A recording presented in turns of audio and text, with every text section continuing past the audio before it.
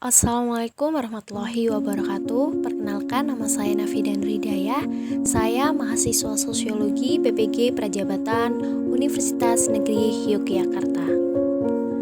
Pada kesempatan kali ini saya akan menyampaikan strategi dalam mewujudkan pemikiran Ki Hajar Dewantara. Hal ini dapat terlihat dengan semboyan pendidikan dari Ki Hajar Dewantara, yaitu Ing Ngarsa Sung Tulodo, Ing Madya Mangunkarsa, Tutwuri Handayani, di mana arti dari Ing Ngarsa Sung Tulodo yaitu sebagai seorang guru di depan harus menjadi contoh dan teladan yang baik bagi setiap peserta didik, dan Ing Madya Mangunkarsa sebagai guru di tengah harus membangkitkan kemauan dan niat setiap peserta didiknya. Dan yang terakhir adalah Tutwuri Handayani, di mana menjadi seorang guru di belakang harus memberikan dorongan dan semangat bagi setiap peserta didik.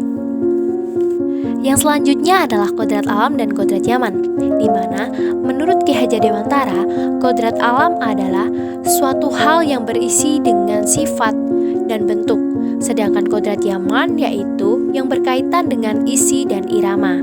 Nah, di mana artinya kodrat alam sendiri dalam proses pendidikan itu harus diperhatikan karena lingkungan dari peserta didiknya itu berbeda-beda satu dengan yang lainnya. Sedangkan kodrat zaman sebagai seorang guru dalam proses pembelajaran harus disesuaikan dengan perkembangan zaman atau dengan perkembangan zaman dari setiap peserta didiknya. Karena dalam proses belajar atau cara belajar setiap zaman itu akan berbeda satu dengan yang lainnya. Dengan begitu, sebagai seorang guru harus bisa memodifikasi pembelajaran yang disesuaikan dengan zaman sekarang. Yang selanjutnya adalah menuntun. Nah, menuntun sendiri dapat digambarkan bahwa anak bukanlah kertas kosong yang digambarkan sesuai dengan keinginan orang dewasa. Dengan demikian, sebagai seorang guru itu tidak memiliki kewajiban untuk menuntut setiap peserta didiknya, bagaimana peserta didiknya berkembang, bagaimana peserta didiknya itu mengembangkan potensinya. Namun sebagai seorang guru memiliki kewajiban hanya untuk menuntun peserta didiknya atau membantu atau membimbing perjalanan belajar setiap peserta didiknya.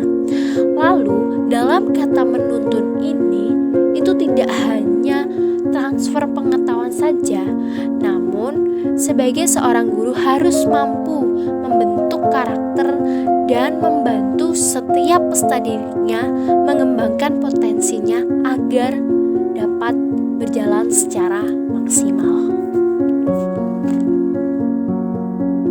Yang selanjutnya adalah menanamkan budi pekerti.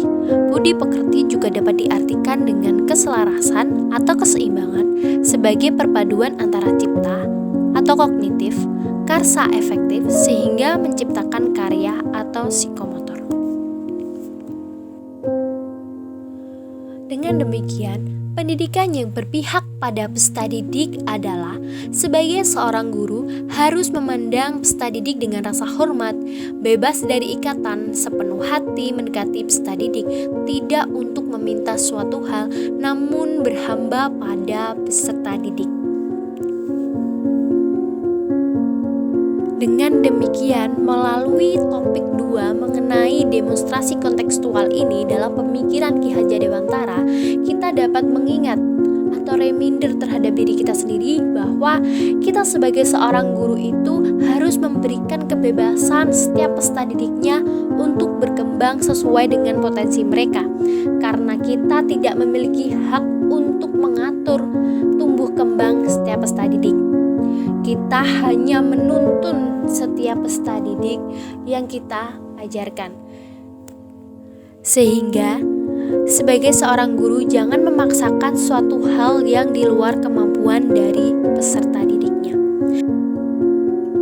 Baik, terima kasih karena sudah mendengarkan video terkait topik 2 mengenai pemikiran Ki Hajar Dewantara.